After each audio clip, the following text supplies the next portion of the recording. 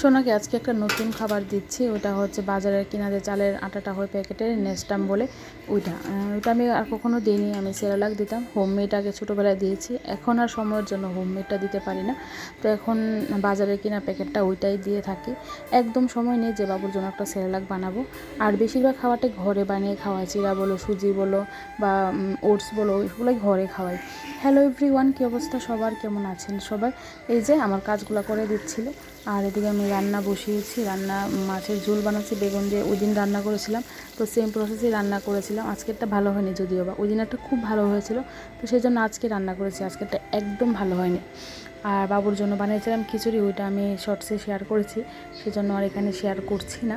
আর পটল ভাজা, কালকে একটা 3টা পটল ছিল, ওর একদম পাকা পটল, তো ওইগুলো ভাজা করেছিলাম। এতটা ভালো হয়েছিল, পাকা পটলগুলো মিষ্টি মিষ্টি লাগছিল।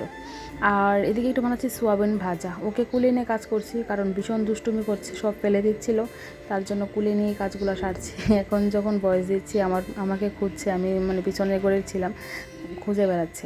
তো এখানে সোয়াবিন ভাজাটা কমপ্লিট হয়ে গেছে। আজকে আর পুজো দিতে পারিনি, এইরকম অবস্থা। ভেবেছিলাম ঘট বসাবো, সব কিছু এনে রেডি ফেডি করে দিয়েছি, কিন্তু সময়ের অভাবে, কারণ সকালবেলা উঠে আমি রান্নাতে চলে যাই, তারপরে ঠাকুর পূজা করতে লেট হয়ে যায়, আর লেট করে ঘট বসাতে আমার আর মন চায়নি। আজকের ভিডিওটা থেকে বিদায় নিলাম। সবাই ভালো থাকবেন, সুস্থ থাকবেন। Good night.